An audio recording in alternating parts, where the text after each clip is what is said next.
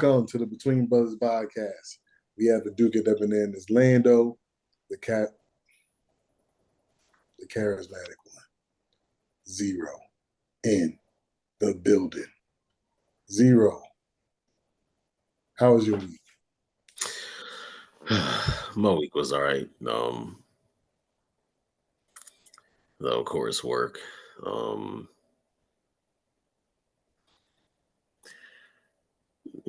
Like uh watched Thursday night football. Yeah, it's been a long time since I watched a Thursday night football game, and I was I thought you were watching with me week one. Thursday. What was No, no, week no, one's no, Thursday I night didn't. game? I didn't. I didn't get to finish. I don't think I got to start it. What was week one's Thursday night It was Chiefs. game? No, so it was Dolphins because we was watching that. Yeah, we was each other watching it. It was Dolphins Bills.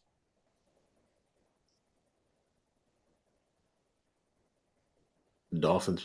No, what's it called? I didn't finish watching that. Oh, well, you say you didn't watch one. I'm like, no, we was Yeah, my together. fault. Let me rephrase. It was We the was on first the time phone with each I other. watched one in its entirety Okay. because because the what's it called the first game of the season I watched. Yeah, I watched up until like I think beginning of the fourth quarter, and I fell asleep. The and the Dolphins game. By halftime, I was like, I'm good. I'm good. I'm good. I'm good. So, um, yeah. So, yeah, it was pretty interesting. You know, when commentary was like, you know, Aaron Rodgers hadn't thrown a like he got mad. It was like Aaron Rodgers hadn't thrown for 300 yards since this point in time. He's like, look, folks that say that they completely forget. The man didn't play. The man only played 4 snaps all of last year, but it's like I get it. He hadn't thrown a game in 3,000. I use that stat for something. He hadn't thrown 1,000 yards, and it's been 3 years. It's been literally like 3 calendar years. So even taking away the one season, it was 2 seasons virtually that he hadn't thrown that for 300 yards. I don't I don't remember the stats. I watched the game, but I don't think he threw for 1,000 or 300 yards against the Patriots either. Even though he had a really good game. Yeah, but it's like it's like if this Jets are 2-1. It's like, does he need to throw for 300 if they're winning football games? Like, I don't know. And it's like, I know there will probably be folks that'll say, well, you can't use his age because look at Tom Brady. Tom Brady had, Tom Brady had, in my opinion, better weapons than Aaron Rodgers does with the Jets that he had with the Buccaneers. So it's like, it is what it is. You're But still forgetting he had two seasons though, like 2 years before that. So he did it. no, He I'm had saying Devontae Adams and didn't throw for 300 yards. no, I'm saying it's like if you're winning games, doesn't necessarily really matter if you're not throwing for 300. It's like if I'm getting W's, if I'm it's like even if I don't hit 300, if I'm efficient, it does is it does hitting 300 yards really matter at this point? Especially if you have the run game to complement it as well. So, but out of that, it's like everything else has been cool. We'll, can't wait for Monday night because my Jags play the Bills. Hopefully, Hopefully, we're not the only. Well, hopefully, we don't share with the Titans a 0-3 record after Monday. So That's about it. Yeah, so oh, shoot. So I was I was at a birthday party yesterday. Um, my the Duchess had a coworker who has a daughter a few weeks older than Cocoa Puff, and so we went to her birthday party. It was right. Her husband is a diehard Panthers fan, so I know he's excited. And when I say diehard, he has a man cave with all Panthers gear. Probably the most disgusting room I ever been in my life. But he's from North Carolina, so it makes a ton of sense. So that was okay. Um, that was okay. Of course, like I said, it's a kid's birthday party, and Cocoa Puff had fun. It was Encanto themed, so yeah, it was they Cocoa Puff enjoyed itself, and I had the day before I had a work dinner. So, I was like, hey, could, the Duchess come? I told my manager, I'll pay for her, or I'll pay for our stuff, and you can just pay for everybody else. But he was like, nah, I got it. Whatever. So that was appreciate him doing that, and everybody was talking and everything like that. So one of my coworkers says, yeah, my cat, he doesn't, or I don't know if it's he or she, it doesn't fit its its Halloween costume anymore. So everybody's like, why doesn't it fit anymore? And my coworker goes, oh, she's or it's too big, or like it's it's picked up a lot of weight. It's it's eating too many chicken nuggets. So everybody goes, chicken nuggets? Like, kind of cat is eating chicken nuggets? So, so, so the Dutch is looking over too, like, what do you mean by that? And so she goes, yeah, and one of my coworkers is like, what do you mean chicken nuggets? Like, everybody's mind blown by this. And she goes, yeah, I order Chick-fil-A chicken nuggets, and I eat the breading off, and I give the cat the meat. So I She's busted a out serial laughing. killer. I busted out laughing. Um, the Duchess is like, so the Duchess knows why I'm laughing. Nobody else. Everybody think I'm laughing because she said she feed the cat chicken nuggets. Nah, I'm not laughing about that at all. She says she eats the breading of the Chick-fil-A nuggets. Anybody who's had Chick-fil-A nuggets is not a heavily breaded nuggets. So, what are you eating off the nuggets? That gotta be, and I'm definitely an overweight person. I'm not trying to disguise that at all, but that gotta be the fattest thing I ever heard of him. Like, you on your way to my 600-pound life, bro. Since like That's not breading. That's brown flesh. oh, that's what I'm like, what is that? That's the breading. You eat the breading off? You eat, like I said, it's not a heavy, like if it was like what's a place what's a place that got heavily, like McDonald's. I remember we used to peel the breading off for Link when he was, real young or whatever. But we never ate it. You know what I'm saying? So I'm like, what's happening right now? Like, I was done. I was cracking up. That joint haunted me for the rest of the evening. It was like, bruh, how do you? I'm sitting here trying to fathom how this happened. I'm like, I'm like, what is this? What is this happening right now? Like, I'm trying to imagine like what she's peeling off. Like, I'm trying to think of Wendy's might be another chicken nugget that has, a good amount of breading on it or something like that. But I'm like Chick-fil-A is not a crispy chicken. They don't serve crispy chicken things. It's very salty. Like I said, if there, I didn't know they put breading on it for real, for real. Like, you know what I'm saying? Like, I mean, of course there's breading on it.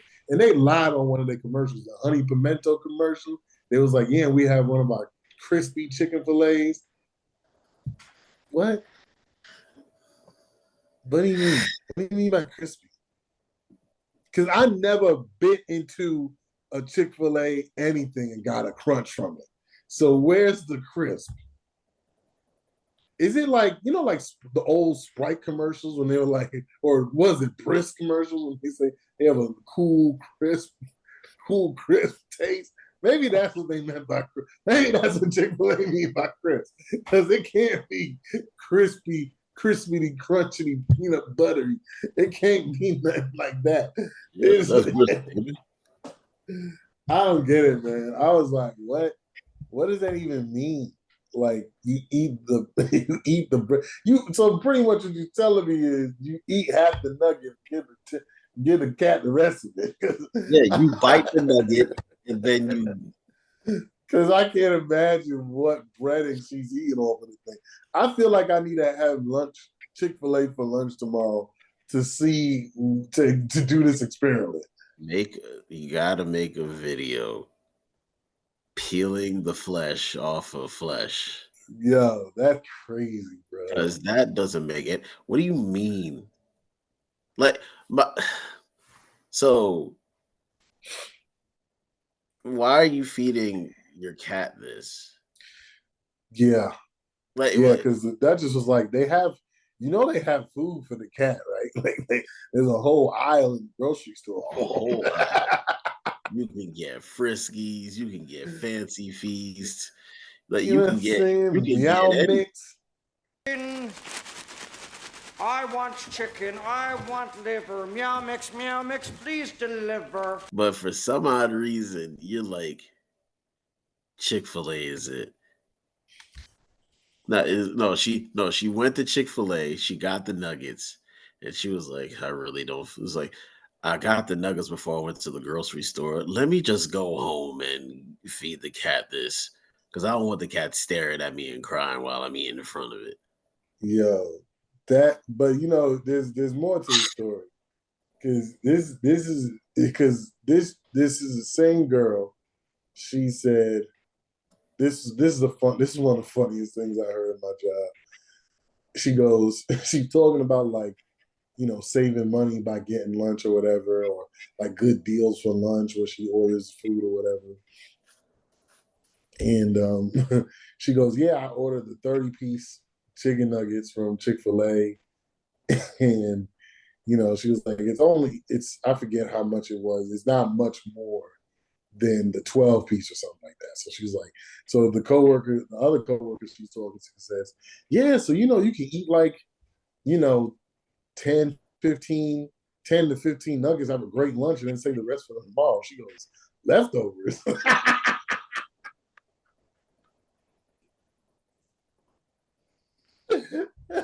I said, that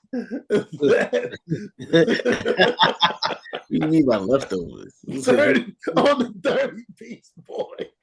Oh, the 30-piece. Like, who the fuck do you think I am? Yo, do I look like a person who eats leftovers? Is that what you get from me? You get leftover vibes from me? Yo, is that what you think of me? You think I'm leaving shit? Leftover nothing in my life. It's like, nigga, I don't own a microwave. What the fuck you mean leftovers? I gotta eat it all in one sitting. And that's crazy because she was like, she said she got a 4-piece for the cat. Or a 5-piece for the cat. So I'm like, oh, so she really get a 35-piece. And she get 32 and a half. Yep. I ain't never been that hungry for Chick-fil-A to eat 30 pieces of nuggets. When she tried to peel that flesh off that shit, she eat the whole thing and said, "Well, I could try again with the next one." I'm like feeling. I need to find this out, yo. I need to find that. Maybe I'm tripping because I'm like I've never had Chick-fil-A nuggets breaded heavily enough to where I can eat like McDonald's. You can actually eat like because of thick breading. You know what I'm saying? It's like I don't get it, man. I can't imagine it. I got to experiment this, but yeah, that was pretty much my week in a nutshell. I'm trying to think what's the fattest thing I've ever done. Yo, my practice peeling. It's funny. I used to do something strange, a strange eating habit. I don't do it anymore, but when I was young, I used to peel the skin off the grapes and eat the grape skin first and then eat the grapes.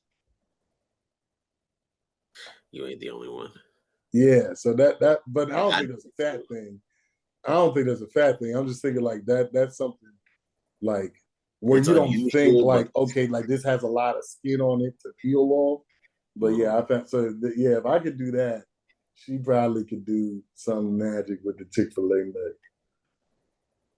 We probably could. I don't know. I have no idea. But anyways, let's get to some of these topics. I want every time we do these shows, I'll be wanting to catch at least the fourth quarter, and I always get the last 4 minutes of game. So let's get into it, man. Of course, week 3 is still going on. Sunday football is pretty much all but over. What are 3 big takeaways you got from the weekend so far?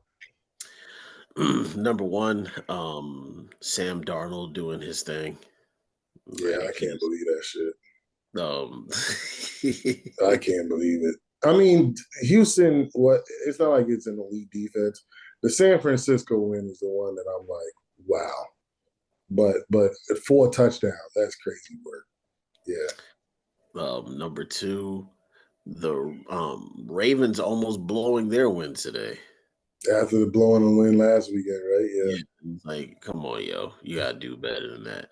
And number 3, I was gonna go with the Giants win, but I'm more so wondering about the Steelers win. Because with the Steelers winning, when Russell Wilson gets back, are you pulling Fields off and putting Russell in? Because it's like, well, yeah, that's what I'm thinking. But in my thoughts are like, yeah, you said that Russell was going to be the starter before the season even started, but but with momentum, are you absolutely obligated to put Russell in? Russell getting hurt right before the season started with gotta be the worst thing that can happen to him for his career. Because if he doesn't play this year and you let a guy who should be a backup take your job, that's rough. Like he's pretty much going to be, if he stays in the league, he's a backup from here on out. So yeah, that's a tough one there. Yeah, that's an interesting topic. We'll get into that once that situation comes to the Steelers. But 3 big takeaways for me. The first takeaway is the Broncos getting their first W, and it was on the road. Good for Bo Nix. I really don't think he's a very good player, so even with him having a solid game, I think he's going to be a below average quarterback for his career. The other thing would be the Rams being able to come back from 21-7 to win their game with all the injuries they have. Like, I don't want to hear San Francisco's injuries because we've seen what the Rams look like. The Rams look terrible. You know what I'm saying? Like, who do they play? who they played last week, or maybe I'm thinking about the week before. The Lions. Like the Lions, like just ran the ball down their throats. I don't know that. Yeah, I think that was week 2.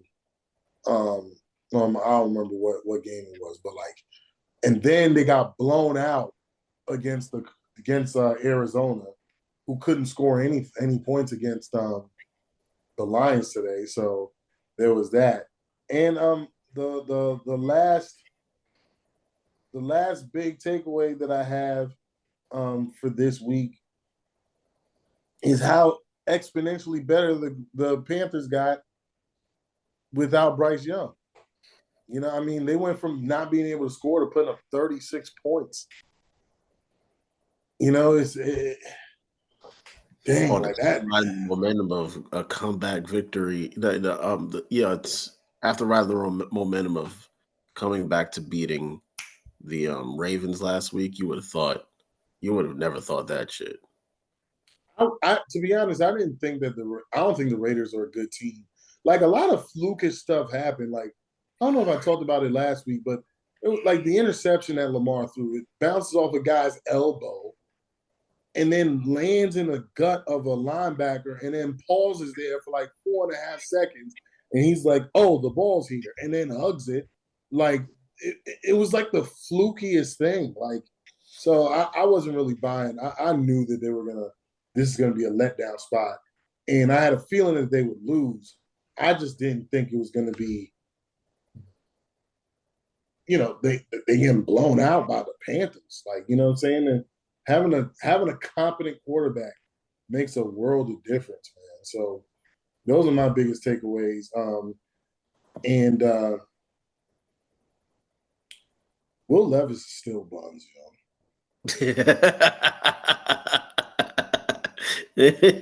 Yo, somebody there's this guy on like he had 3 turnovers, he fumbled again and lost it. I haven't seen the highlights yet, but I would love to see if it was one of those boneheaded fumbles that he got or interceptions that he got. I gotta see the turnovers. But as far as the numbers that I saw, I was like, well, this dude still sucks. He had QBR 15 today. Yo, this dude does film study. He did a Will Levis video, and the caption of the video was, "What even is Will Levis?" Like, not even He's who. Not an NFL quarterback. He's like, "What even is Will Levis?" Son got sacked 8 times. And you know something funny? I was, that happened when I saw that he got sacked 8 times. I was like, oh, I made a bet, small bet, on Gary to get a sack. I think he was the only person who didn't get a sack on a defensive line. I'm like, how is this possible? But actually, I actually did great today with my bets. Like, great. I usually play a contest, but I was out, and so I didn't get a chance to play the contest. The picks that I was gonna put in would have went 5-0. Reason why I say I was gonna put those picks in is because I put those picks in my 5 every week. I do my fave 5 parlay round robin, and so I know I would have went 5-0 with that. But man, because if you go undefeated, you're entered in a pool to win $1,000, and if you get the tiebreaker, which is some Monday night stat, whoever's the closest gets the $1,000. So I missed that shot. But yeah, man, let's change gears a little bit. We're gonna stay on the NFL though. So Mel Kiper got on national television, and he says that teams, they should make a rule about how deep safeties can line up, or get rid of it. Make a rule to get rid of it altogether. And that should be outlawed. 2 high safeties, you don't like that? Yeah. When you go to games, yeah. I've been there a ton of Raven games. Yeah. And it was years ago when this all started. And I'm sitting there, and Lauren was with me. I said, what are these guys doing at? They're like 30 yards off the back. Yeah. I go, where are they? They're out in outer space somewhere. How you gonna throw a ball down the field? Yeah, so you can't. Again, I would say we say where you have to line up. I would put a rule in place that brings those safeties up closer to the line of script. I would outlaw that, because that is ruining the game. The things we saw back in the 60s, 70s, and 80s, we're not going to see now. The routes that we were working on then, you can't run because you got that going on. That should be outlawed. And I talked about in Orlando Sports Discussions, which will be out before the podcast comes out. But I'm like, okay, is two high safeties a new thing? No. I don't know how deep they used to line up. I've always understood 12 to 15 yards deep. And then if you're playing prevent defense, a little further back, maybe up to 18 yards deep. Mm-hmm. But I'm like, and then even if it's a Hail Mary defense, it's even deeper than that, right? So, and it's usually 3 defensive backs back there. So it's like, okay. Shoot, 3 defensive back, maybe even a wide receiver. Or, Gronk used to be in that defense sometimes, you know what I'm saying? So it's like, okay, is that a new thing? Well, I don't really know when I understood formations, but I do know it's at least been a thing since Madden 99, because that was the first football game I played. So I know it's been around since at least 99. Why is it a problem now to where you feel like rules need to be made in order to get the quarterbacks more productive? So it's not enough that you can't touch the receivers after 5 yards. Technically, that rule isn't really all that. It's because we see receivers get touched down the field. It's usually if it's as long as a grabbed or held or something like that. Yeah, you know what I'm saying? If they're grabbing them or something like that, that's when they'll throw that illegal contact downfield flag a lot of times. But you can't touch the receivers. You can't hit them anymore when they go across the middle of the field, as far as like being able to intimidate them. Back in the day, there used to be a rule that if the ball was tipped, you can light up the receivers. And that's gone. And I understand that they do all these things for safety of the league and everything like that, but you can't hit the quarterback below the knee or below the belt. You can't touch the quarterback in the helmet, even if it's unintentional. Can't touch his helmet at all. And yet, we're going to sit here and be like, you know what? We need to stop a formation. We need to stop a basic defensive formation. And I'm like, okay, they line the safeties up so deep because these quarterbacks are paid $250 million plus to make these throws. And they're very important to the team. And their ability to throw the football down the field and make plays is also very important to the team. Guess how you counteract that? With a running game. Remember stacking 8-9 in the box for guys like Adrian Peterson, Derrick Henry, who's also still in the league, LaDainian Tomlinson, who you used to stack 8 in the box where you got more single high safety looks to where you can throw the ball deep downfield. So now that the NFL actually has to have balance again, you got a problem with it. When the times that he was talking about, how he grew up in these times where what was that? What was the main offense? 3 yards in a cloud of dust, right? So I don't know what Mel Kiper is talking about, but it's pissing me off that he got on national TV after being on TV for like 40 years, and he's saying stupid crap like that out of his mouth.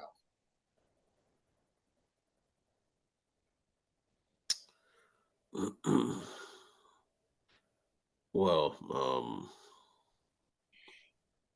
yeah, because somebody when I was trying to watch the videos real quick, somebody even said, yeah. So I saw a video of Kevin Byard talking about the way that offenses are ran nowadays.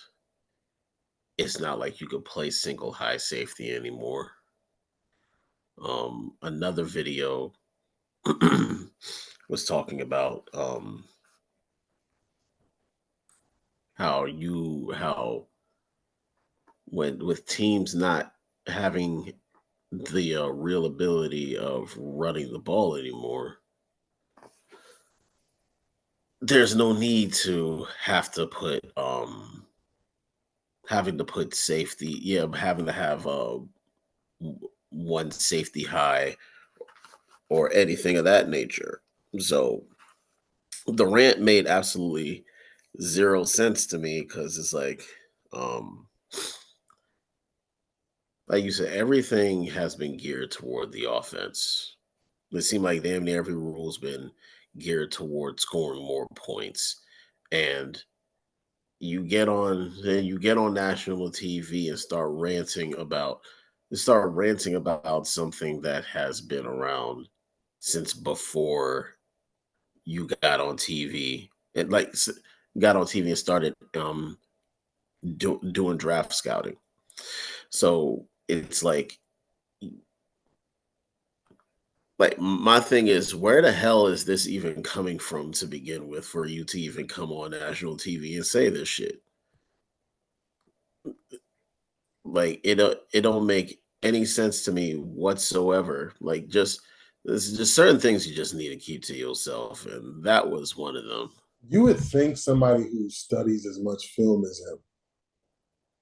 This dude can literally talk about all kinds of college football players. They brag about it without notes. He knows everybody and their strengths and weaknesses. Yet he don't understand why safeties are lining up deeper.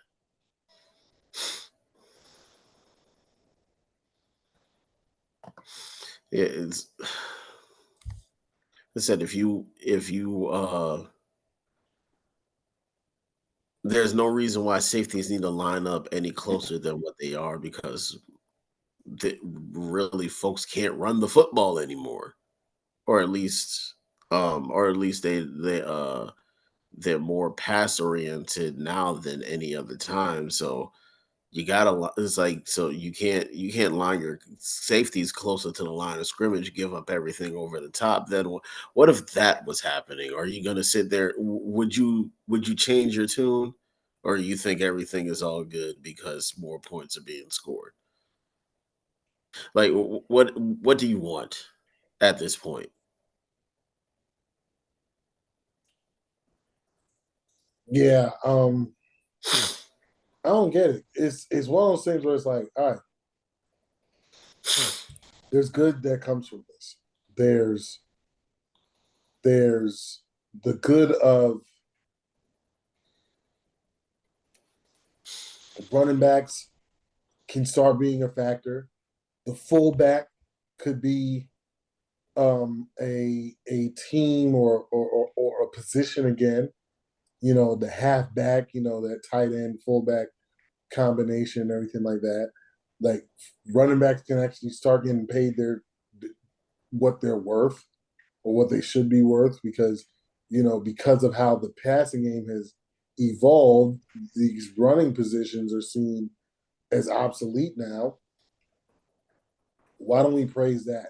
Except for I'm just mind blown that we have to start making somebody makes an observation and says we need to start putting regulations on formations. And it's like, so you want like illegal formation has always been a strictly offensive penalty. You want that to be defensive? Hey, that safety is lined up. Yeah, but 4 yards imagine too deep. listening to a referee saying that shit. It was illegal formation. The safety was lined up 14 yards instead of 12. That's a 15. Yeah, that's a 5-yard penalty, automatic first down. That's just more automatic first downs. Because you know if it's on defense, it's gonna be an automatic first down. Yeah. That's another thing. Almost every defensive penalty is an automatic first down. I'm trying to think of what ones aren't. Now, the only one that isn't is neutral zone infraction. That's a 5-yard penalty. It only becomes a first down if is roughing the kicker automatic first down now? Um it wasn't. Yeah, roughing has always been. running No, into the it wasn't always. no. Run. There's a difference. Running into the kicker was. Oh, okay, yeah, okay. And That's what I'm they thinking have about. both running into and roughing. Roughing that's a personal foul. Running Yes. into the kicker is the 5 yard. Yeah, it's the Which 5 yard. I think it's now 5 yards and a first down, automatic first down, versus just the 5 yards. Because they changed a lot of it's not a first down. Yeah, running into the kicker is still 5 yards. It just moves. Yeah, it just moves on 5 yards. It's not automatic. Yeah, but roughing is the automatic first. Roughing anybody is always a personal foul. So. Running into the kicker and neutral zone infraction are the only ones that aren't automatic first downs.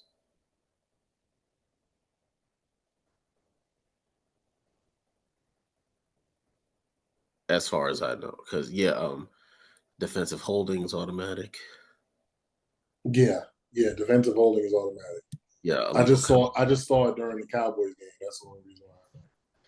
Like for sure. So well, no. I don't think offsides is an automatic first down. No. But all sides in neutral zone infraction is pretty much the same penalty. It's just you're a little deeper on the all sides.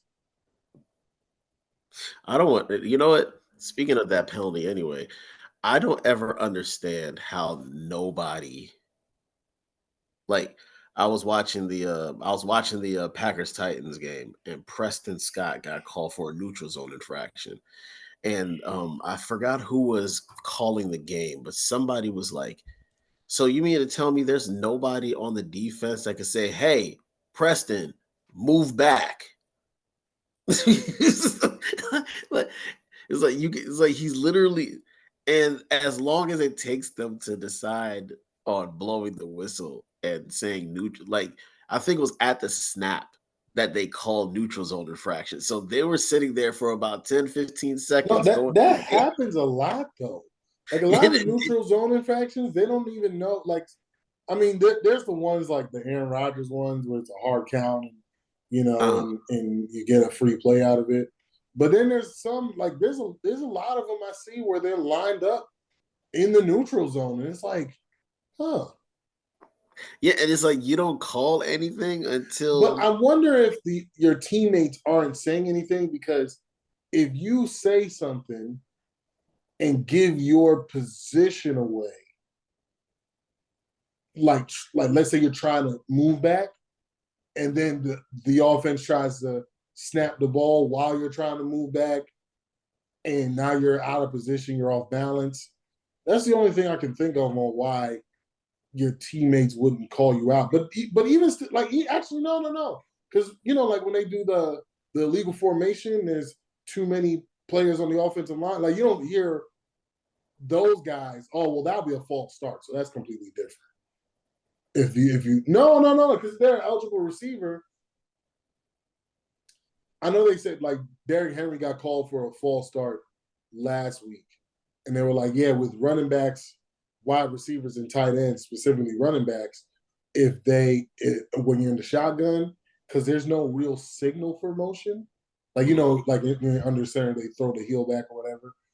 But like you can, if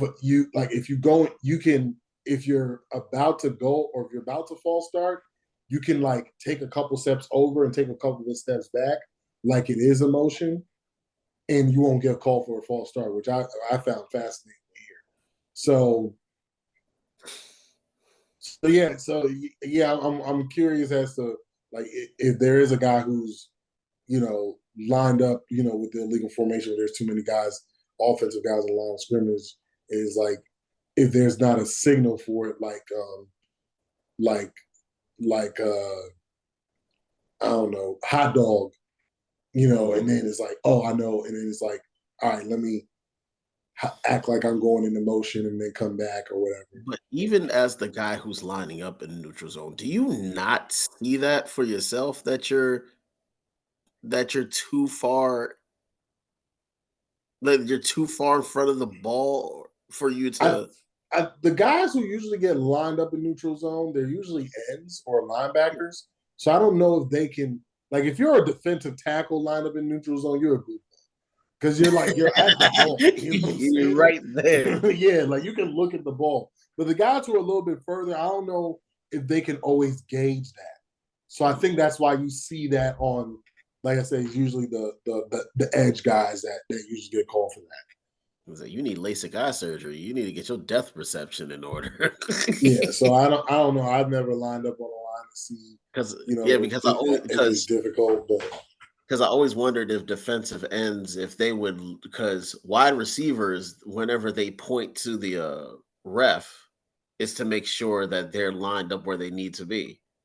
So consider that. Like, I mean, they're further out, but a wide receiver can look down and not really know that he's not lined up off sides. Yeah, I know, but I think that's why they point to the ref to make sure that they're. But as a defensive player, they don't do that. You know what I'm saying? So that's what I'm saying. Like, as the wide receivers and who can make that mistake, again, they're lined up further out. So I'm sure it's more difficult to see.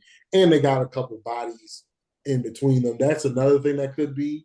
You got your defensive, but it's just like, well, don't you think you should line up with your defensive? At least put your hand where your nose tackle or defensive tackles is. Mm-hmm. I don't know. I don't know how that works, man. Because the neutral zone, it's like it's not like right at the end of the ball. It's like a few inches past the ball and stuff like that. So I don't know, man. It's crazy, but yeah, it's usually edge guys that I see that happen to or whatever. So it's an interesting point, But yeah, let's move on to this ridiculousness called P. Diddy Combs. Breaking news tonight, Sean Diddy Combs has been arrested in a Manhattan hotel this evening after a grand jury indicted the music mogul. His attorney tells CNN that he is currently being processed. We're now getting a closer look at the mountains of evidence federal investigators collected at the homes of P. Diddy leading up to his indictment. This includes things like guns, ammunition, electronic evidence, and more than 1,000 bottles of baby oil and personal lubricant. Everybody talking about the 1,000 bottles. No, hold on. Let me set it up right. P. Diddy has been arrested and charged with racketeering and all those things that come into sexual, like running a sex ring or something like that. Mm-hmm. Prostitution ring. So, I don't know all the charges. I ain't about to look up all the charges while we're here. But sex trafficking, all that stuff, racketeering, it's looking bad for Diddy. And everybody's making fun of him for 1,000 bottles of baby oil. But there's some other things that were discovered. He had pounds of all kinds of drugs, pounds and pounds of all kinds of drugs in his home. 784 dildos and sex toys. That's a weird number. And a multitude of other things that were found in his home. And I'm like, weapons, which I know people were talking about. I heard a couple of people saying, like, why do you have so many guns? I'm like, to be honest, every time I hear about celebrities with guns, I'm never that mad because of Sean Taylor. If Sean Taylor would have had a gun versus a baseball bat, he might be alive today. You see what I'm saying? So I'm not mad at people when they keep that thing on. But they say he had he had enough guns to supply a small army. 700 dildos? That's nasty work, man. 700? Now you know why he was licking his lips in that Halloween video. yo, and I'm like, to be honest, you remember when I don't remember who it was, but they were accused of something. Oh no, it was Diddy. It was Diddy. I'm tripping. It was Diddy. God said when the Cassie thing came out, whatever they said he did, I believe them. Mm-hmm. And then, this is months ago. This is months later now. He's getting this heat thrown at him. He getting placed in that oven, set on broil. And I'm like, whatever they say, I believe. Because one, the rumors have been going on for too long. And two, I can believe somebody like him would just abuse his power because he feel like he that nigga. Why? You made people walk to Brooklyn for cheesecake just for TV. You had niggas singing to each other. Saying, yo, you gonna take his bed. Don't just sing the song, sing to him. Tell him how you gonna take his bed. What? And there was happening a lot here? Too. Were they all sharing beds? Say that again. I didn't hear you. Yo, there's a lot of niggas in that room. Were they sharing the beds? Yo, and then they were like orphanage beds. You know what I'm saying? Like it wasn't even. May I have some more? Yo, they had the Oliver Twist beds in that joint, man. They're like, well, you don't get them orphan Annies out of here. This nigga thought he was Daddy Warbucks. Yo, they sung their hearts out for the fucking beds. Yo, when Son had the whole group finish the song for him. I'm like, I bro, know, right? Y'all should not be that invested in where another nigga sleep, man. It's like, see for you. It's like, look, I sleep outside for all that. I care. Look, there ain't no reason. I'm not singing a nigga out of his bed. Well, I'm not. No. I'm not singing to get into a. No. My fault. I said it wrong. I'm not singing to get into another nigga's bed. Yeah. Oh snap! In my room, he wants to come in my room. Oh Jesus Christ! Hey yo, I'm not singing into another nigga bed. Yo, he sang himself into another man. Well, he didn't though, but he tried. I'm like, bruh, I believe everything they say about you. Yo, imagine if that shit happened and he was like, he's like, you know what? Like when Ness battled Jay Mills, and they said they couldn't pick a winner. What if that shit happened in that singing battle? It's like, yo, I can't pick a winner, so y'all gonna have to share the bed. Y'all gonna have to sleep back to back. Nah. Back to back, nah. Yo, that's not freaking. That's the last episode you would have saw me on. Yo, I definitely would have quit the show. They ain't no. That's what I'm saying. Like when people be like, oh, this like the Hollywood and these people who are in positions of power. Diddy made shows to show it off. He made people walk to. I'm just saying, man. Like, you know how long of a walk it is from Manhattan to Brooklyn? I don't know where they was in Manhattan. But I'm saying, like... They were Midtown. Because it took them hours to walk there, I want to say. Yeah. I'm like, what is going on here? And they dropped the cheesecake.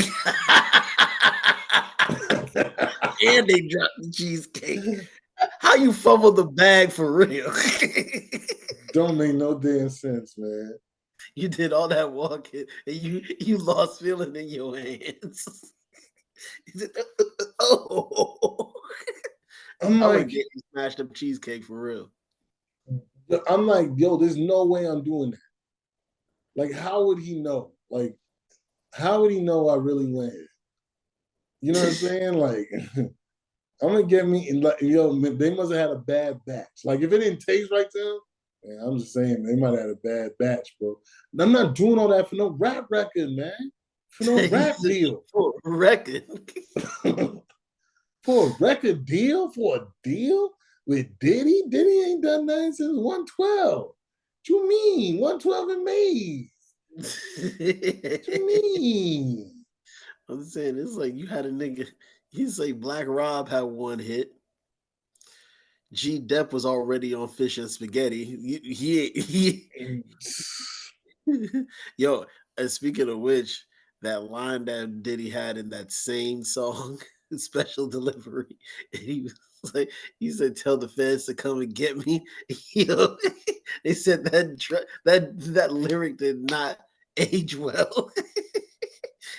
Yo, the fact, first of all, we already know some of the most suspicious lyrics that man done put out.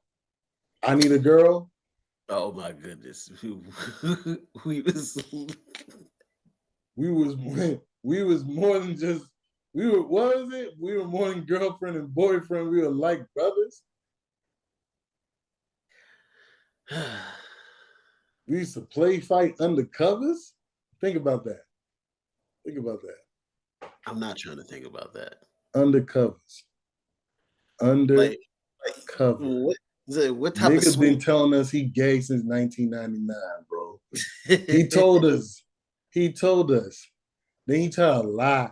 I need a girl too. Notice he didn't sing none of that. He ain't sing nothing about needing no chick. Yo, you want to know what's the most diabolical thing that he said for the indictment? What? I was mind blown by this. Because he's not accused of trafficking in just women. Right? He's not accused of it's not just women involved in this. There's men involved in this as well. Now, I'm not saying like he was having sex with men, which, you know, there's been rumors that he does dabble in the chocolate tunnel hole every once in a while. So there's been rumors of that. But what I'm saying is, with those rumors, right? He goes to the judge and he says, "Look, he has his lawyer saying, look, we'll take a $50 million bond. $50 million. He'll be placed on house arrest. All of him and his family's passports would be taken from them. He would put up another one of his houses for collateral. And he would give up all women."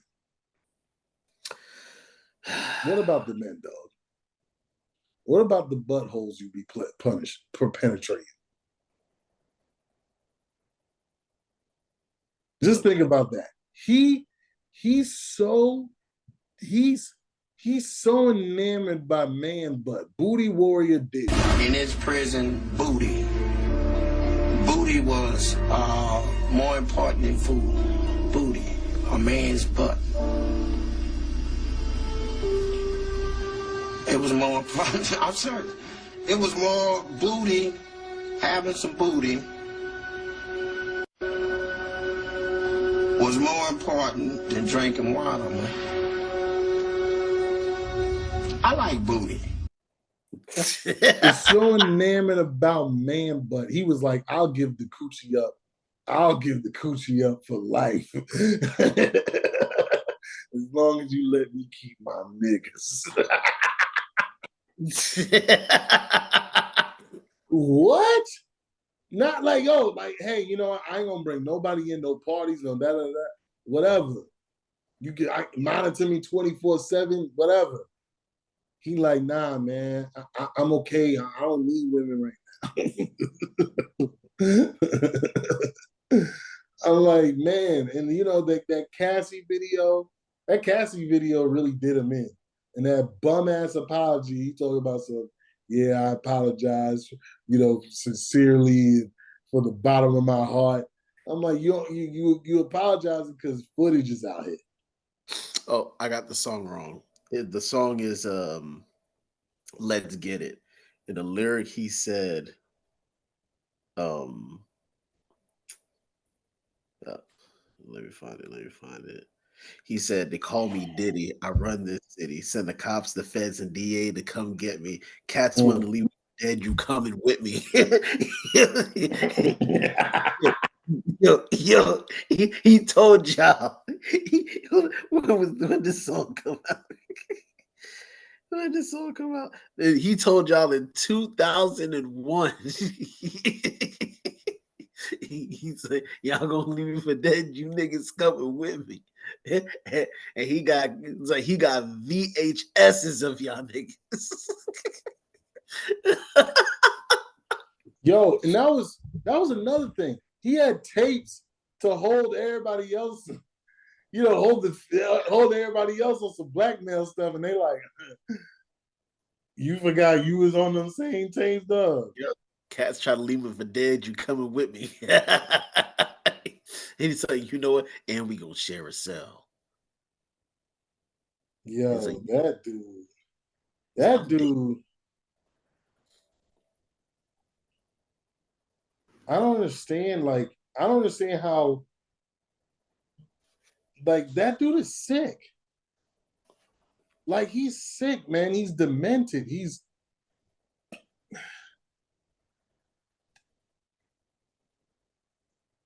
Dude is. There's no other word. Like, I don't even want to say, like, because some people like, oh, he could have been traumatized as a kid. No, some people are just evil people, man. And just the stuff that he been doing, and and then what I'm saying, like when he was like, I like how you do that, daddy, and like on that Drink Champs joint, and then he just made everybody uncomfortable.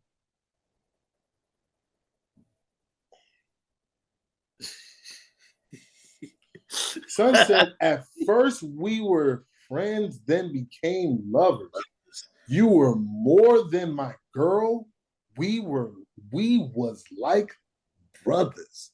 And then had a moan right after that. And Usher moan right after that. That's nasty work. He had Usher moan. The fact that he agreed to that makes me question Usher. Yo, I got all kinds of questions about there was no ad lib that I could have put on there. Yo, I don't need that. I don't need that. I don't need that in my spirit right now. I got questions for Usher too. I heard Usher deleted his whole Twitter account or all the tweets on his Twitter account ever since Diddy got indicted. So he on them tapes. Yep. Then says all night we would play fight undercovers. Now you gone, can't love you like I really wanna.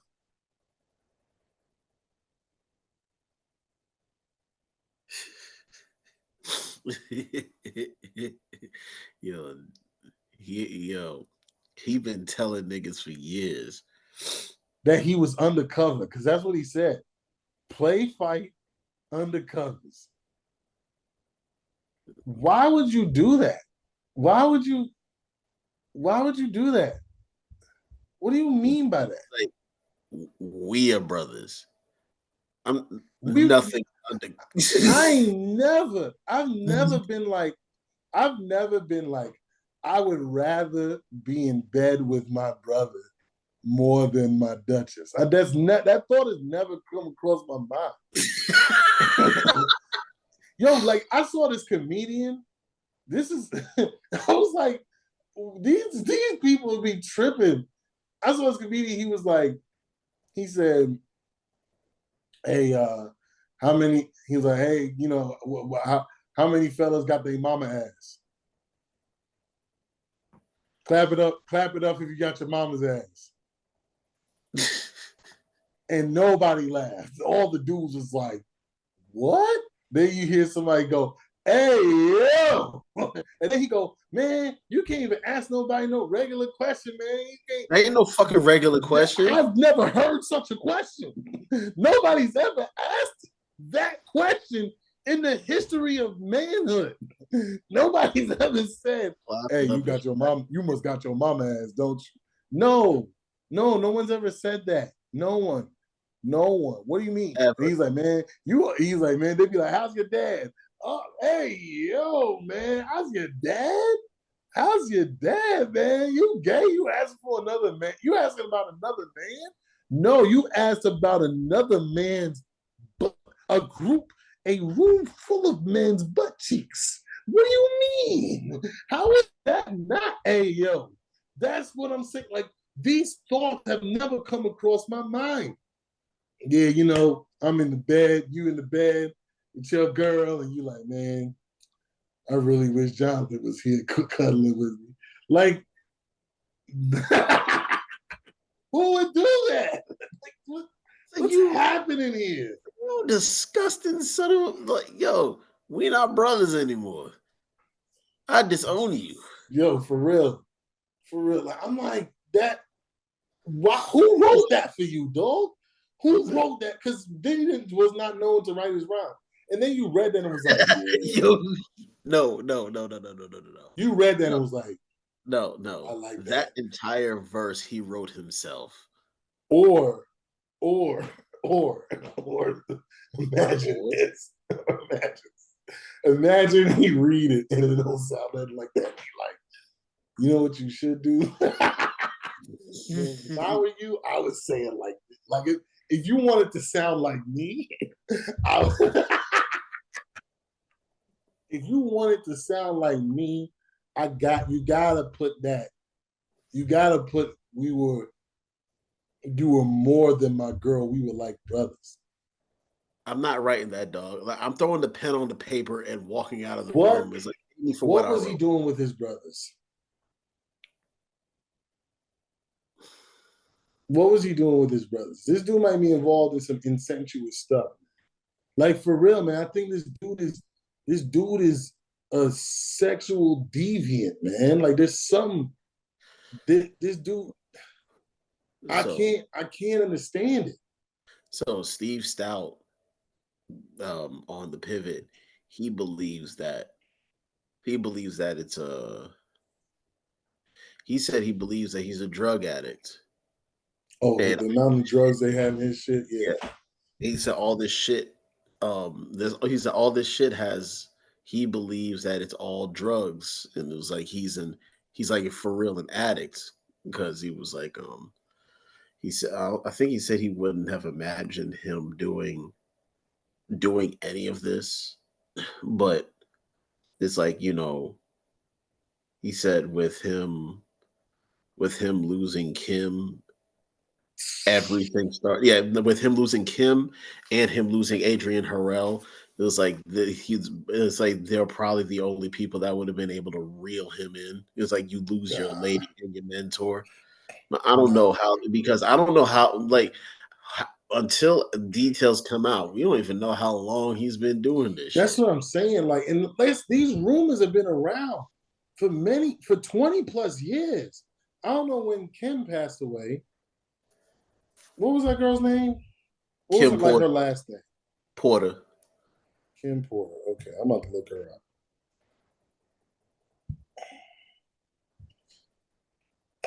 He said Adrian is Andre Harrell. She passed away in 2018. These rumors were going on long before that. Yeah, and Harrell passed away in 2020. So man. It's just like these people, they probably know Diddy in some way, shape, or form. But we gotta stop acting like we know people on the deepest levels. You understand what I'm saying? It's just like we can't keep making excuses for these people, man. There's things that everybody got skeletons in their closet, man. Stop acting like that. Skeletons, dildos, baby oil, and freak party tapes. He got a lot in his fucking closet. I'm just saying. And an old Sean John jacket that had the platinum denim. And like, dude, that's an obscene amount of lubrication you need in your home, bro. What kind of, first of all, I'm trying to find out why you need that much.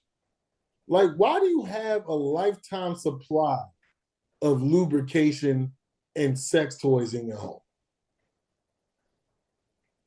And it's like, oh, it's because of the drugs. No, son was doing drugs a long time ago. Like I said, these rooms are going on for 20 years. So it's like, what's happening here, man? Like, why are we sitting here trying to, like, it's just similar to like Kanye's mom, and they were like, oh, when she passed away, all this stuff, which I don't know that much about Kanye, but I'm like, no, you know what they say about money? They say money makes you a bigger version of what you are, like who you truly are. So if you're a jerk, you're just a bigger jerk. If you're a giving person, you're gonna give more. You know what I'm saying? Like, money don't change. No, the money don't change you. It exposes you. So this dude is making hundreds of millions of dollars, millions of dollars every year. Like I said, the power dynamic. When did Making the Band come out? Let me look that up. I'm about to look it up. Oh, you got it? So like that's when, even if you didn't understand, even if the sex aspect wasn't there, the power dynamic, the abuse of power. 2000. 2000? Mm. So that's what I'm saying. Like, these Diddy rumors were going on around that time. This abuse of power thing, he exposed that in 2000. So it's like, why did you don't think, if he was doing that with people who were employed by him, or he was trying to employ, what made you think he wasn't doing that with women he would invite to his hotel room and things of that nature? Like, this dude has shown this for decades, and y'all just ignored it for God knows why. For God knows why. And now you're making excuses. This guy's been a sick individual for a mad long time, all jokes aside. Like, the jokes are funny, you know, the memes are funny, but all jokes aside, we let some jokes fly, but all jokes aside, that guy is a horrible person, man. And we can't sit there, and again, when we can't sit here politically and say we need to police our own. Then you get sick individuals like R. Kelly and P. Diddy, and then make excuses for why they are how they are. This dude, who knows how many other people he had involved in this whole situation, black, white, or whatever. Because this is a RICO case. That means other people are in on this.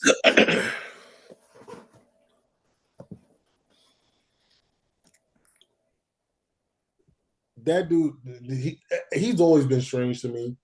I ain't never. First of all, when a nigga come out saying he had 15 roaches on his face, and you don't then think there's something wrong with son? Yo, he said, and he won't trying to gross you out. The first thing he say, I ain't trying to gross you out, and then says one of the grossest things in the world, and then says never again. What the fuck did that even mean?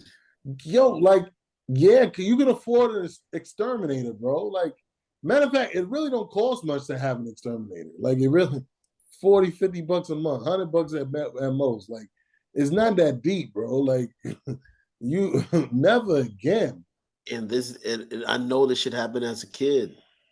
So you ain't changed your situation. You probably just rolled over. You probably had them on the back of your head the next night because you rolled over and slept underneath your pillow or something. As somebody who grew up, two people, podcast listeners, two people We grew up in a roach infested building. I have never once had a roach crawl on me at all, let alone gather on my face. Like you move. Now, don't get me wrong. I've seen some disgusting things happen. If your house is that overrun by roaches, I'm sure that could possibly happen. But I ain't buying it. Zero is an exterminator by trade. And he even told me he saw, I don't know if it was you or somebody, one of your coworkers saw somebody batting roaches over them. Coworkers, because it's damn sure. If I would have saw, like, dog, I'm not like right hand to my Lord and Savior. If I see somebody batting roaches off of their body, I'm beating feet out of that goddamn house. Because you are liable to swipe one on me, and I'm just gonna be pissed and spray you. You gotta spray them. Matter of fact, they did them a disservice by not spraying them. They're like, look, man, you clearly need some oil. You need some oil spray or something, sis. Like, so I can believe that can happen. But nah, man. Nah. Gather on you, just congregate on your face. I'm saying it's like the only thing they would be on there for is to eat. So what was on your face? So let me guess. That nigga had club cracker crumbs on his face. Seasoning on it. First of all, how was roaches gathering on you when you were play fighting under covers with your brother?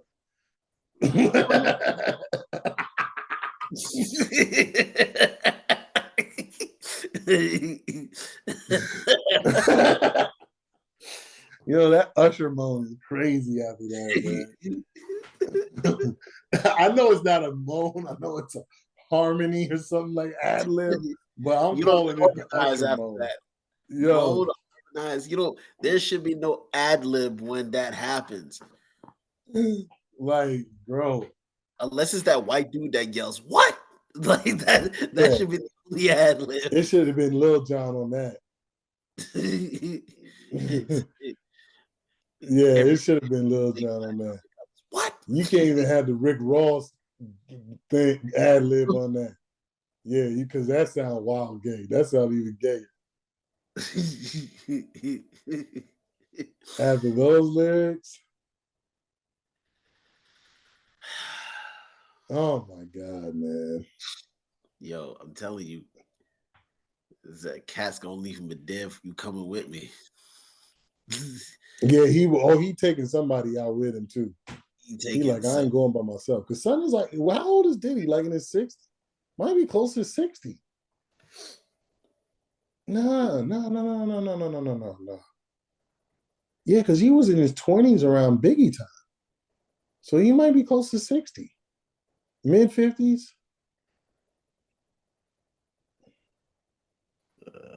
Because he about to do the rest of his life in prison if this shit comes down.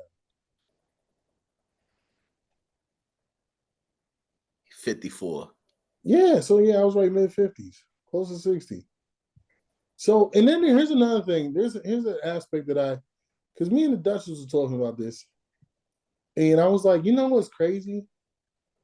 The Diddy party sounded like what they said the Playboy Mansion parties were. Mm-hmm. So I'm like, Hugh Hefner lived 90-something years and never got caught up in this stuff.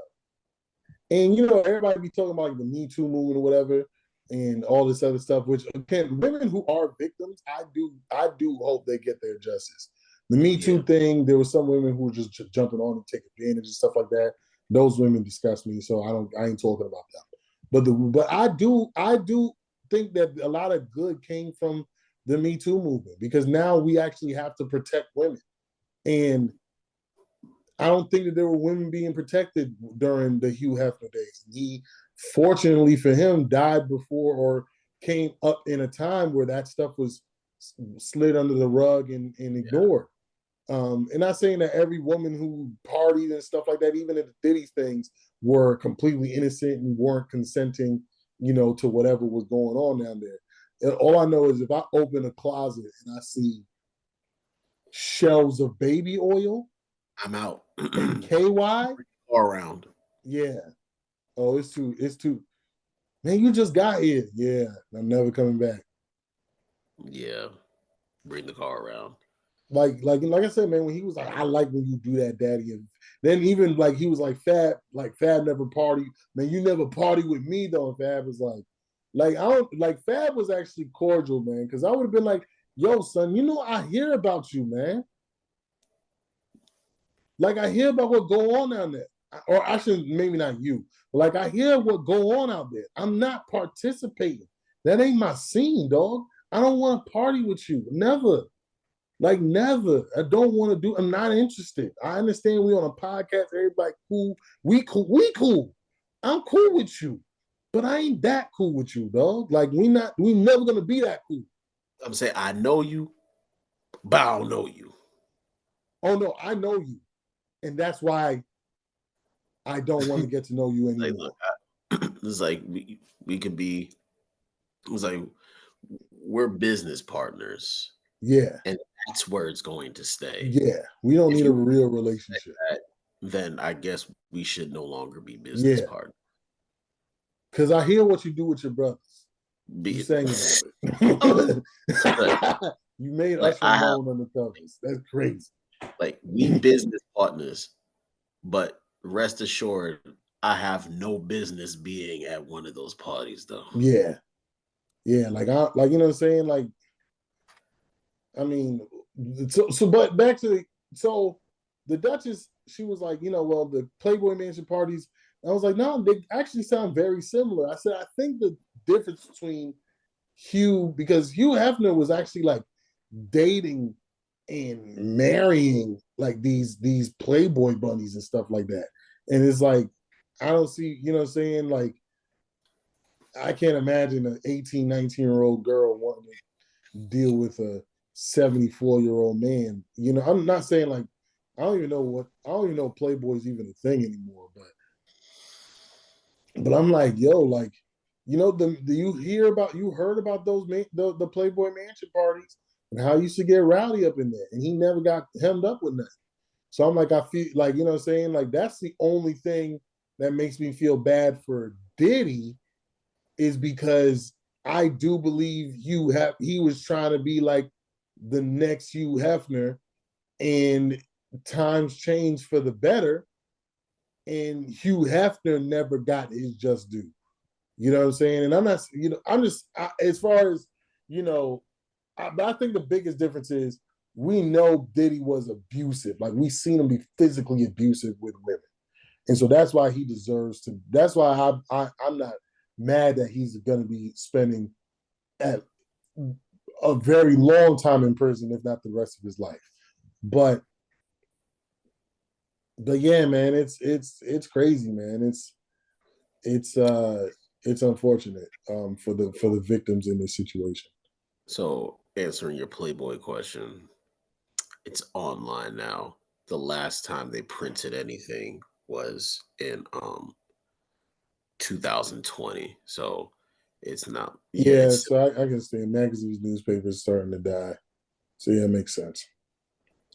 And the mansion is used by for corporate meetings or corporate activities, but not necessarily. Yes, owned by a billionaire. Gotcha. But it's not. But it's not used for. Yeah, that's he. It's not a residence anymore. So correct. Anything else you want to say about this before we move on? Be careful, because whoever on them tapes, you about to get exposed to the world. Cause what's it called?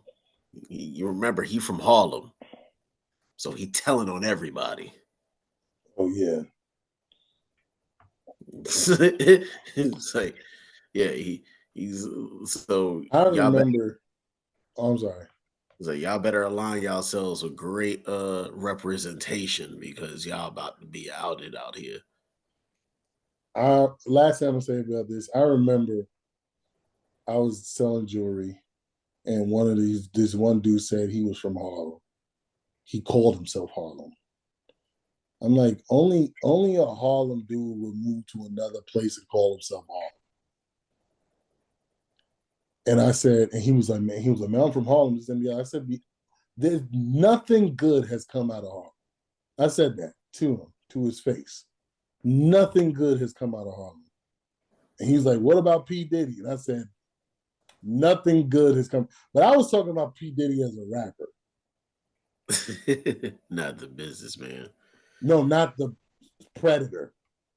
But clearly, he validates my point. Nothing good has come out of Harlem. But anyways, let's go ahead and get to this last topic because we got 13 minutes left on this game and Kansas City just scored a touchdown. So, yeah. Which actually I think I need to recover. I did great on my bets today. I really did. I'm actually very proud of myself this weekend. But the gentleman from the Shits and Gigs podcast, it's a United Kingdom podcast. They're actually funny dudes. Like I've never listened to the podcast, and I think it's only on Patreon or something like that. And I ain't paying to watch nobody's or to watch or listen to nobody's podcast that don't inspire me, or do good for the world, at least for as far as like charitably or whatever. So I'm like, so they go on Schultz's podcast, Flagrant 2, and Schultz brings up some things about Black women.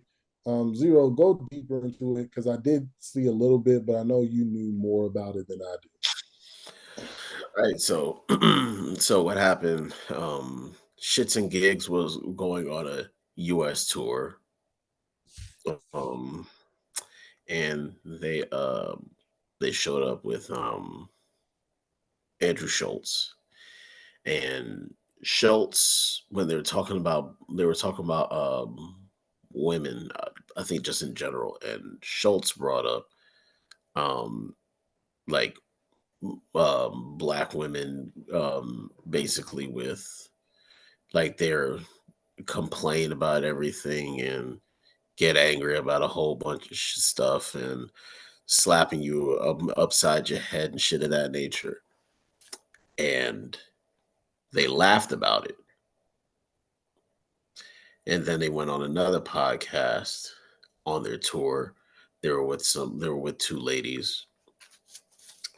And they were saying that they hadn't seen any baddies out in Atlanta. It was like, yeah, I'm not saying that there aren't any beautiful women out here, but they hadn't seen any baddies out in Atlanta while they were there. So the uproar is more so that Shits and Gigs as Black men did not, basically like with the Schultz thing, they did not defend Black women when Schultz said what he said when they were together on camera. And supposedly with other things that have been coming, folks have been going back and watching episodes that they've done. Mm-hmm. Supposedly they haven't really shown much of an interest with Black women, or they've been disparaging to them or something of that nature. I haven't watched those episodes. People just saying that they've gone back and watched whatever, and they didn't have the greatest things to say. But it's like, when we discussed it, when I said something about it to you earlier, and it was like, it was Schultz is a comedian, so yeah, and he makes like, fun of like every race. Like he makes fun of all races. So it's not. That's his so it was bit, like, so yeah, it's like jokes are tongue in cheek. because even that whole thing with when he made fun of Diddy on stage. Well, Charlemagne said that Schultz is out here out blacking y'all, and then they show his Yeah, bit where he. he's talking about So Meek it's Mill. like, That's hilarious. I need to answer that. Yeah. yeah, so it's like, like black people are really in an uproar because of the fact that they didn't that the shits and gigs did not defend black women at that particular moment. Yeah. I think somebody had commented and said that it's not like the Ku Klux Klan was standing behind you where you couldn't open your mouth and say something about the jokes or whatever. So it Yeah. was like, So here's the thing. First of all, these guys, they do dark humor. They make jokes about stuff. They're they're not comedians, but they're funny guys. You know what I'm saying? So like as people who they are who makes fun of things, you're not gonna it's hypocritical to try to tell a comedian not to make jokes about something when that's what you do. So, just like but you get that situation like when Jerry Seinfeld was talking about like the N-word and how he's Louis Louis C.K. C.K. was saying that said that he uses it, and Chris Rock was pretty much cool with him using it, and then he was like, "Yeah, I don't find it funny at all." Like you know what I'm saying? I don't like y'all can do whatever you want, or like as far as Louis C.K. is concerned, like yeah, you do it, but yeah, I don't see the funny in that at all. When it comes to that. So, and then like Chris Rock was like, "Oh, he's somebody who can say it." I don't know why it was like that, but again, Andrew Schultz, that's just how he does things. First of all, let's go into like I'm trying to think like if me and you were big enough and we went on that show, would I say something? And I don't think I would say something like, don't be talking about black women like that. I would probably say something like, you need to get around a lot more black women because I ain't been across too many of them like you talking about. You know what I'm saying? Like that's probably the only thing I would say. Is I don't know if that's defending them, but that if somebody were to say that to me, that I know I would say it because I've said it before. So now there are definitely black chicks who are like that, but there's also all kinds of chicks who are like that. But of course, when it comes to when black people do it, it's always displayed, on a grand scale. But on the other thing, when they were like they didn't see no baddies out yet. Now, first of all, if they're not really into black chicks, I can understand because there's like I think the UK is like 3% black or something like that. I don't know. I might be just making that number up, but the UK isn't like from people I know who lived in the UK, they not real there's like black neighborhoods, but there's not a ton of black people there. Like it's not like when they say like people I know from the UK and they've been like to New York, they like they never seen that many black people before. And and it's just like and I don't think New York City is a predominantly black city. You know what I'm saying? But of course, New York is a massive city, so it could just be just the grand scale of people. I want to say New York City probably has half of the UK population. You know what I'm saying? So it's about like it's like I've never seen that many people in one place before, let alone that many black people. But so they're probably just more into white chicks, just like dudes who grow up in the Midwest in these small towns or whatever, and they the only black people around. And it's like, yeah, of course they dated white chicks. That's all they could date. You know what I'm saying? So like proximity wise. But then I want to know what a baddie is to them. Because like when I think of like, I'm like, all right, who is a girl who I think is a baddie from the UK? Not saying the UK, like same thing. Like not saying there ain't beautiful women in the UK, but I'm like, I don't know, maybe Ella May. It's probably the first person who comes to mind. That one chick that was in the James Bond movies, the recent ones, the black chick. No, she's pretty, but I don't think she's a baddie. But those are the only people that really come to my mind off the top. No, there's some dark skinned girl from out there. I can't think of her or whatever. But anybody who listens to this podcast, send me some UK baddies or who y'all say are the black baddies in UK.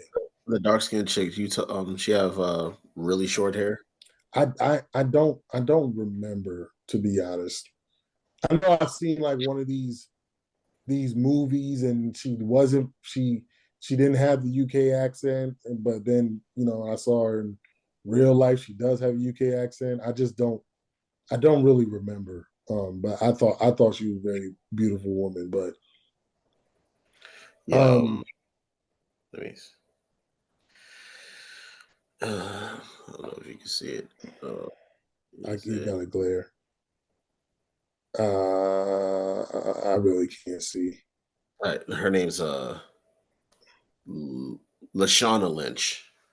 Okay, I'll look her up. But yeah, what I'm saying. So I'm like, I don't know what they consider a baddie because, to each their own. And they say beauty's in the eye of the beholder. But why are we taking the word of UK niggas for what beauty is?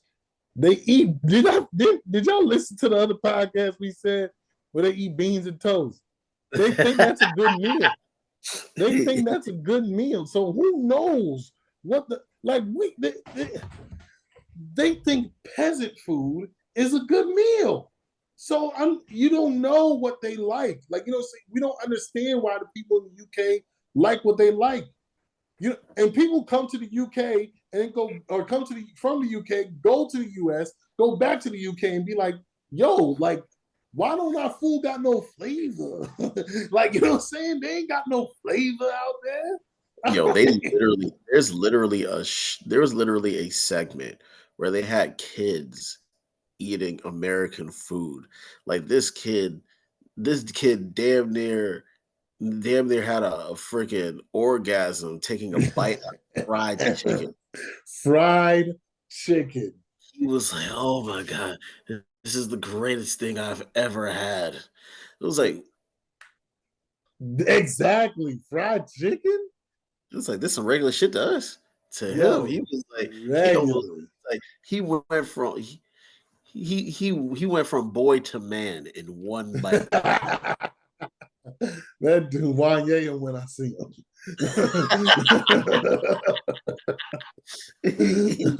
Shout out to Cassidy. That was a long time ago when we actually had bars. But anyways, now you're weapon gay. Yo, that's crazy talking about Diddy and having that in the same set in the same podcast. But yeah, his weapon definitely gay.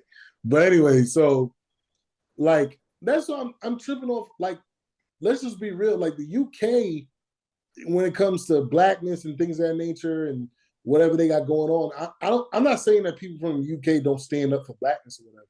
But I'm like, they just might not really be into black chicks. I don't even know if black women in the UK are like that. You know what I'm saying? Because it's like they might have every time you hear somebody with a British accent, you automatically think they high class and sophisticated and stuff. Like just because that's what we always see on TV. They might not even have that kind of personality out there. So he hear them joking, or they hear him joking, and saying, and that might be something that they personally experienced. That might be something that they've never experienced. And like I said, because they joke and they make jokes and dark jokes at times, they feel like it's not proper to interject and to sound offended to somebody who makes fairly offensive jokes. It's just he just does it with everybody. But I'm like, I don't get why. Like we don't need everybody defending everybody. This dude is talking about a hypothetical stereotype of black women. They doing whatever they do. Like I said, I've seen way less black women that have had that hostile personality that we see on TV in real life than I've not. You know what I'm saying? So I don't know where and like I said, it's just a mainstream thing that they do to always make it seem like even like some of the music that they put out, like, oh, this is what they call black culture. And like I say, like every race has their genre of music that they or their stereotypes that have some truth to them that they don't want to own. So let's stop making it like when black people do things that bring the whole race down, but for some reason nobody else's races get brought down when it comes to their negative stereotypes or whatever, or the people of their complexion hopping on there or acting out the stereotype. But anyways, these dudes are dudes who eat beans and fucking toast. That's all I gotta say. They eat beans and toast. If you've ever had that as a meal, I don't care who you think is a baddie. If you ever had that as a meal, because let me rephrase that. If you've eaten that more than 3 times, I'm using the tank rule. I'm using the tank rule because he say if you do something gay twice, that'll make you gay. So if you've done it a 3rd time, if you eating beans and toast or whatever the fuck they got out there 3 times, I don't care about what you're talking about, man. I don't care. It don't matter to me because you're disgusting. There's nothing good about you. Let me stop. Their podcast is funny. Don't get me wrong. I enjoy the clips that I see. They're funny guys. But what I'm saying is this: I don't need your opinion on everything. Because if I ask for your opinion, I'm like, yo, what's a good breakfast meal? And you're gonna go put some canned beans on a slice of bread. I'm gonna fight you. Me and you gotta do battle. We gotta joust like y'all used to do back in the day. Because there's no way you put it on my plate and like, yeah, let's do this. No.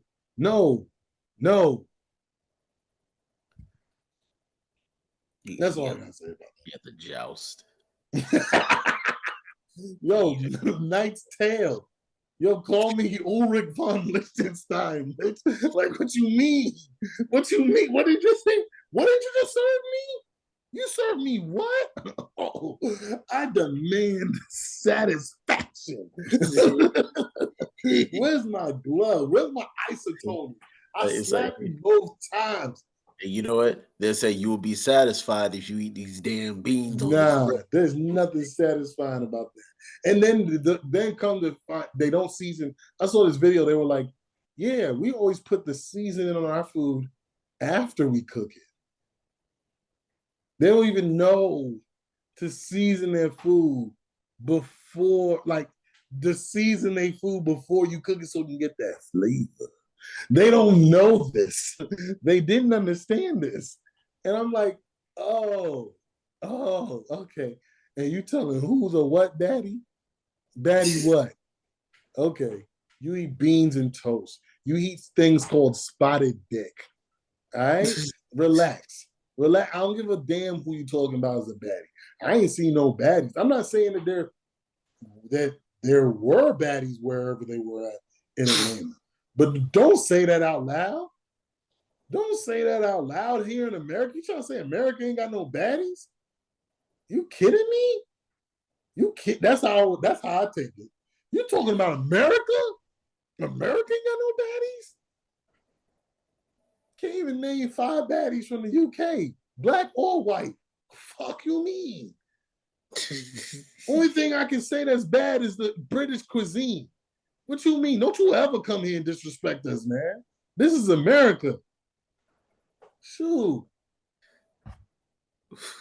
America, fuck yeah. You guys eat blood sausage. What you mean? What do you mean? You call sausages bangers. Yeah, how gay is that? You call a sausage a banger? What you mean? Don't you ever come out here disrespecting? You suck man for $4. Yo, yeah, y'all sucking mans for $4, man. What you mean? That's funny because I would have never known that if it wasn't for those guys. Don't get me. I'm of course. Like I said, I'm entertained by the clips. I follow them on TikTok. I'm entertained by their clips. But now, that don't mean I gotta agree with everything you say. Cause we was in Atlanta for our flight. And I saw a couple baddies at the airport. Just at the airport. You know what I'm saying? Outside of my wife, of course. But I'm like, what you mean? Where were you? Where were you? Where were you located in Atlanta? Because I was at the airport and saw a couple. So what you I'm saying, it's like, did you get off a cargo ship when you came over here? What you mean by that? That's what it sounds like. Like you out here with shoe buckle shoes. You out here dressed like a pilgrim out here. You out here on a pilgrimage talking about you don't see no baddies. But then you're gonna go back to your island that sell dick for a spotted dick. All right.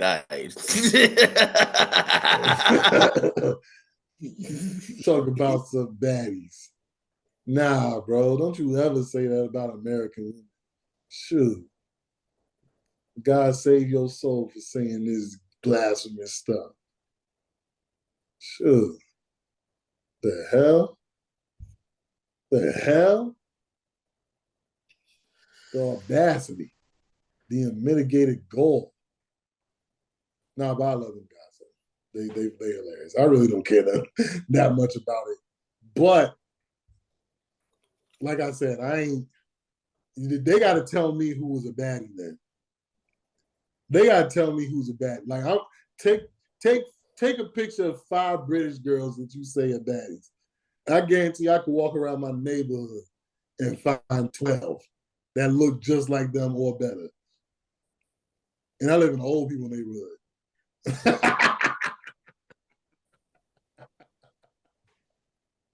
Let me stop, man. Shout out to you, kid. Shout out to the Shits and Gigs podcast. What's the name? Fuhad and James. Shout out to Fuhad and James, man. They ain't the most. Yeah, I think Fuhad eat good food. His name is too African for me to think. My man's name is too African for me to believe he don't eat good. Parents must be straight from Africa or an island or something. Because nah. But James,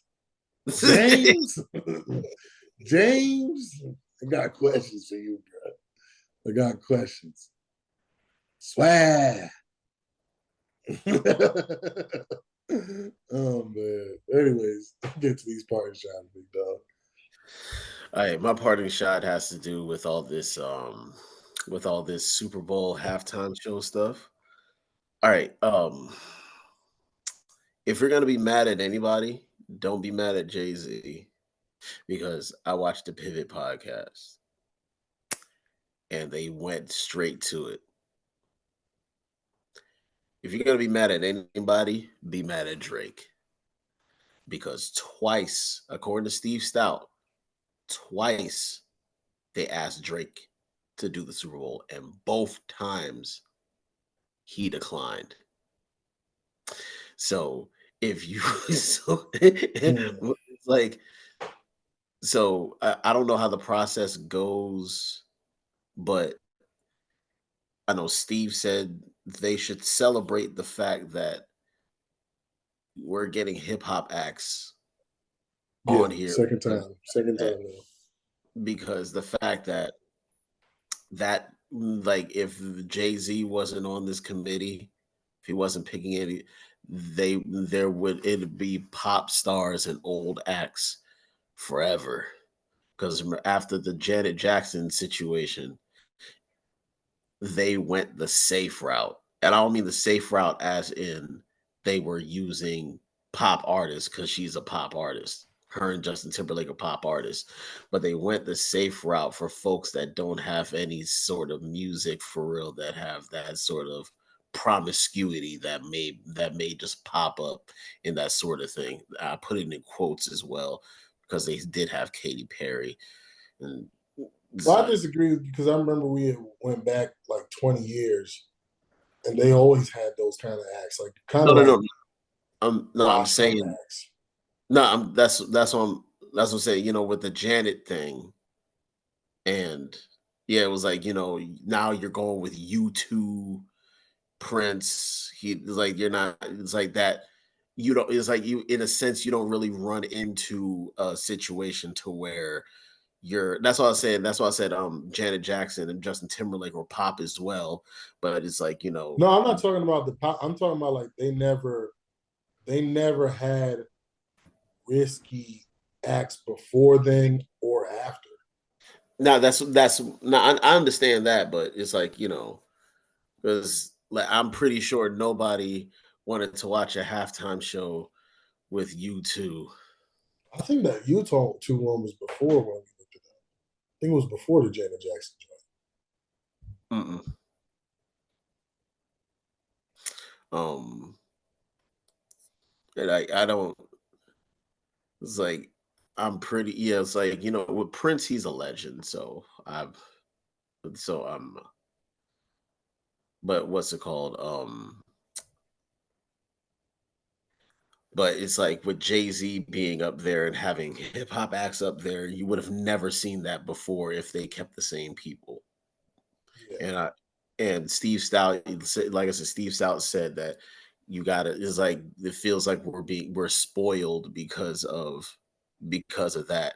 And he's not only did he mention that Drake was asked twice, and he could have had Lil Wayne come up on stage and perform.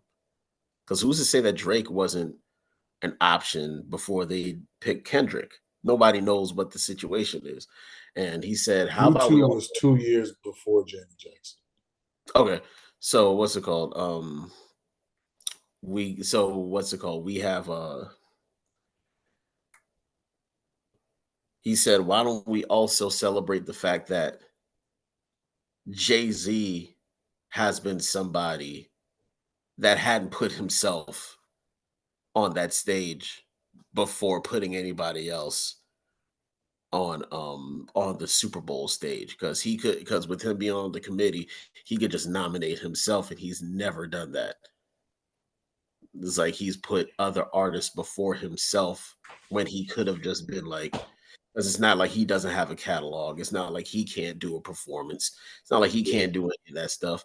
But he hasn't put himself in that spotlight. And it's like, like it's almost like the last topic we just finished talking about. You're making a whole bunch of something out of, like, you're reaching here. You're making a whole bunch of something out of nothing at this point. It's like if it's like, yeah, Lil Wayne said that he was hurt, so now everybody feels like they got to come to his defense. It's like, look, there's no reason for y'all to be like, to have to sit here and think that it's a underlying thing. It's like, No, they were saying that before he announced that, like how he felt. what's it called? No, I what's it called? It's a no. Not for me. It's just annoying just hearing it. Even though he said how he felt afterwards, is like after he said it, it's just seemed like when I'm looking on social media, I'm seeing folks still like ramping up and still saying shit about it. It's like, look, the pick was made. It's either you're gonna watch the show or you're not. Other than that, if you're not gonna watch the show, we don't fucking care. If you are gonna watch the show, we don't fucking care. Yeah. So it's like, okay, he didn't get picked. it is what it is. It's like if they had, like I said before when we talked about it, if they had it in Tampa Bay, who's the biggest artist in Tampa Bay if we were going to do that? Because you can't just have it from somebody, because Usher is not from Vegas, yet Usher was there for Vegas. It's like Neil's from Vegas, but you were never going to pick him for it. So let's not go with the hometown nonsense. It is what it is. They got Kendrick. It's either you're gonna shut the fuck up and watch it, or you're gonna shut the fuck up and not watch it. Either way, you watching. And I don't fucking care anyway.